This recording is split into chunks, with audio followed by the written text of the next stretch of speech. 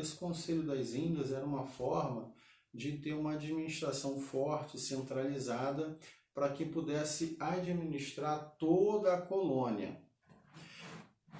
Característica da economia colonial era uma economia de produção açucareira, principalmente no Nordeste, onde eles instalaram os engenhos de açúcar, até com o apoio dos próprios holandeses, que ensinaram também o processo de produção. Era uma sociedade patriarcal, ou seja, o chefe do clã era o homem, né?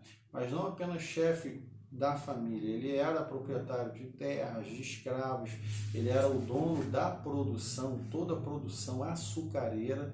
Então, por isso se diz sociedade patriarcal, tá? É o chefe do clã que administra toda a região do seu engenho de açúcar. É uma sociedade que tem característica escravista, tá bom? A exploração de mão de obra escrava.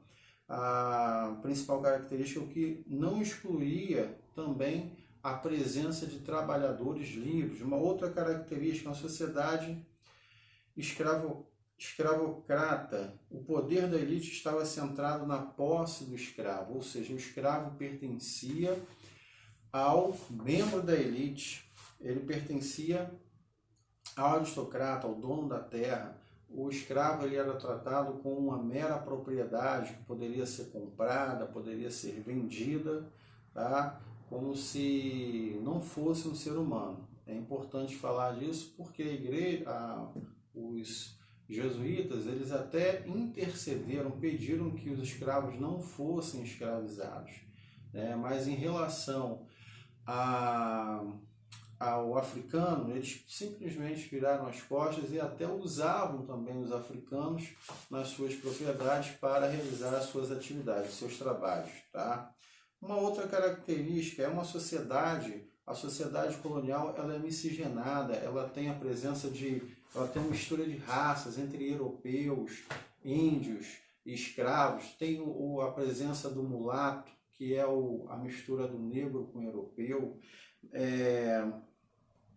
Nós temos a mistura do índio com o europeu, a mistura do índio com o escravo, ou seja, toda uma miscigenação que gera, até hoje, né, uma forte característica do povo brasileiro, que é o processo de miscigenação.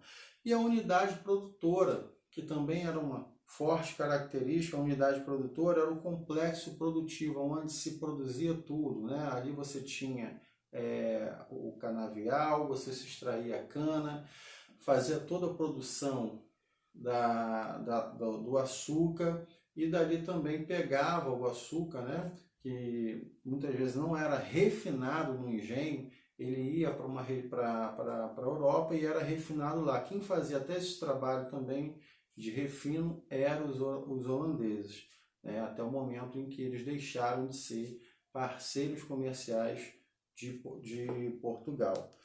O canavial, que era o local onde se plantava o açúcar, né? A cana de açúcar, onde se extraía essa cana, tá?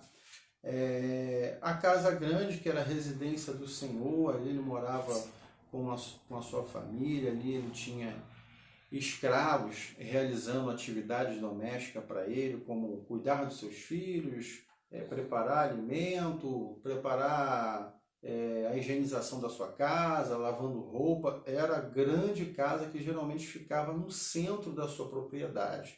A senzala, que era um ambiente onde o escravo africano ficava após a sua exaustiva e compulsória jornada de trabalho. E a capela, porque a principal religião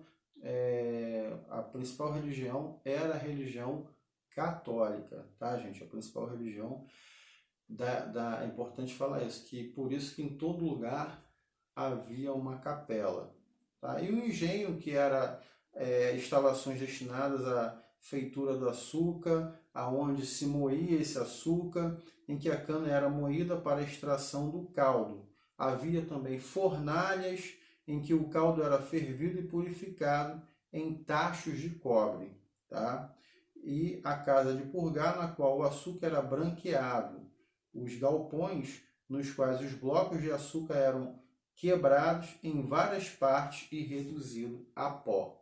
Então era todo um processo. Primeiro, né, pegava esse açúcar, esquentava, colocava dentro de vasilhame de cobre, depois pegava esse açúcar, quebrava ele todo até o momento que ele ia ficando branco, né, um processo de esbranquiçado também, e sendo triturados em partículas bem pequenas. Tá? O Pacto Colonial, não podemos deixar de falar, né, que o Brasil ele era uma colônia de exploração. O que é uma colônia de exploração? Não havia o interesse de Portugal que houvesse aqui um desenvolvimento, que houvesse uma independência do Brasil, nada disso. O Brasil era visto apenas como um quintal de Portugal.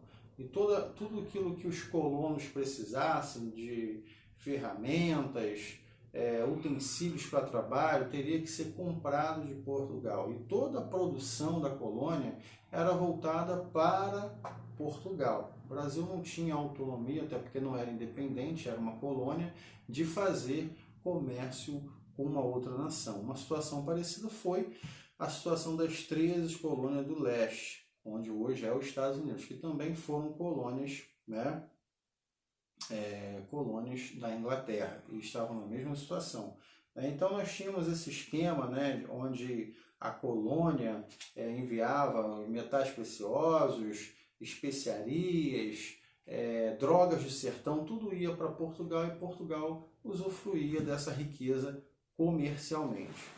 Uma outra característica do sistema colonial é o sistema de plantation, né? Onde nós temos a monocultura, que era o cultivo de um único gênero agrícola, né? Se colocava lá uma terra e, por exemplo, a cana-de-açúcar. Aqui só se planta cana-de-açúcar. Então, isso se dá monocultura, uma única produção. O latifúndio, que era uma grande propriedade de terra, e a escravidão, que era a mão de obra dessa monocultura, a mão de obra dessa produção de plantation, tá? Que é uma forma de cultivo comercial voltado para o mercado português. E agora, a gente, para finalizar esse tópico aqui, a gente vai estar falando das invasões estrangeiras que aconteceram, como eu falei, né? Os franceses, houve uma invasão no Rio de Janeiro, tá? Que eles tentaram formar a França Ártica, porém a Confederação dos Tamoios, aliança com tribos locais, elas resistiram, tá? Resistiram e entraram em conflito com esses franceses. É importante que em muitos desses conflitos os índios, os negros africanos, escravos, eles se uniam aos portugueses para lutarem e formar uma frente de resistência, como, né, houve no Nordeste em alguns conflitos. Porém, na França Antártica, a Confederação dos Tamoios foi ao contrário, a aliança com tribos locais. Os franceses fizeram alianças com as tribos locais. Tivemos também a invasão do Maranhão, né, formando a França Equinocial, fundação do Forte São Luís, e, né, tivemos também as invasões holandesas, que foi no período de 1624 a 1625, na Bahia, durou um período de um ano,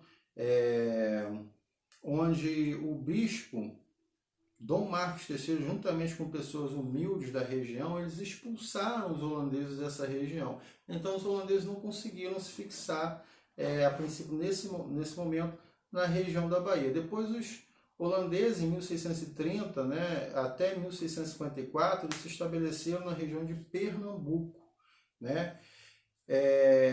Nessa época, eles embarcaram, houve um desembarque na praia de Pau Amarelo, conquistando o vilarejo de Recife. Recife era apenas um vilarejo e a vila de Olinda. Recife, nesse momento, ele era, na verdade, submisso, né?